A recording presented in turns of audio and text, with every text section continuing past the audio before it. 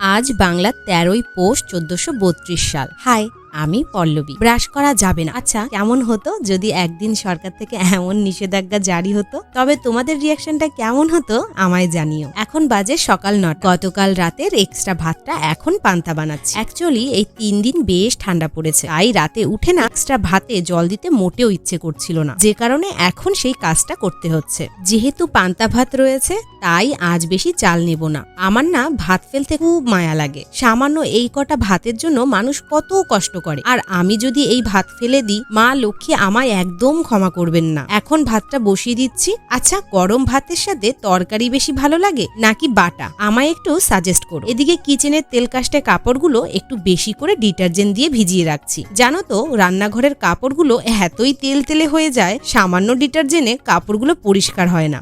এখন একটু skin care করব। মা হওয়ার পর আমার আর স্কিন কেয়ার বলতে তেমন কিছুই না। ওই একটু শীতের ময়শ্চারাইজার আবল তাবল করে পাগলিদের মতো একটু মুখে মেখে নিলেই হয়। এদিকে শীতের ক্রিমটা মুখে মেখে নিয়ে 3 দিন পুরনো চুলের জট ছাড়াবো। না, এতদিন জট ছাড়াইনি বলে তোমরা আমায় অলস ভেবো না। যদিও আমি একটু অলস, কিন্তু তোমরা ভেবো না। আসলে আমি না সময় পাইনি। তোমরাই বলো, এত লম্বা চুল প্রতিদিন আঁচড়ানো কি 5টা খানিক মুখের কথা? আমার জায়গায় তোমরা হলে কি করতে বলো তো? এখন টাক পরা কপালে একটু সিঁদুর দিয়ে কাবার করে দিয়ে টিপটা পরে নিচ্ছি। ও, লিপ বাম কিন্তু মিস করা যাবে না। অ্যান্টাডা, আমার ন্যাচারাল বিউটি দেখেছো কত সুন্দর?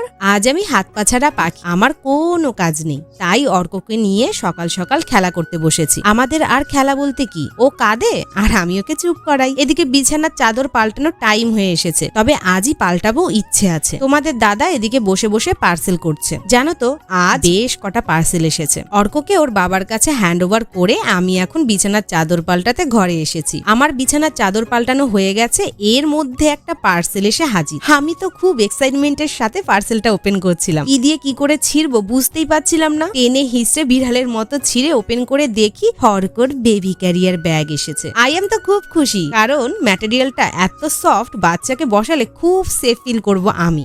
এরপর অর্ককে ব্যাগটার মধ্যে বসিয়ে দেখলাম, খুব দারুণ ফিট হয়েছে কিন্তু, আর ওরও কোনো কষ্ট হচ্ছে না। এখন বিকেলে বাজারে এসেছি, একটু ফুচকা খাবো আর একটু চিকেন নিয়ে বাড়ি যাব। আমাদের এখানটাও না প্রায় কলকাতার মতোই হয়ে গেছে। 10টায় মাত্র 4টে ফুচকা দেয়। আগে তো 10 টাকায় 8টা ফুচকা খেতাম। এখন এসেছি চিকেন নিতে, চিকেনটা নিয়ে বাড়ি যাব। আজ ভিডিওটা এই পর্যন্তই রইল। এখন তবে আসি।